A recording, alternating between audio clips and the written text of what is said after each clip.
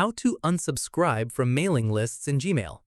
This tutorial shows you how to stop unwanted newsletters and promotional emails from filling up your inbox. First, open the Gmail app on your Android. After that, find and open an email from the mailing list you want to leave. From there, look near the top of the email, right below the sender's name. At this point, tap on Unsubscribe if it appears there. In the next step, tap on Unsubscribe again on the confirmation pop-up that appears. Following this, that sender will stop sending you emails within a few days. Once done, if you don't see an unsubscribe option, tap on the three dots in the top right corner of the email instead.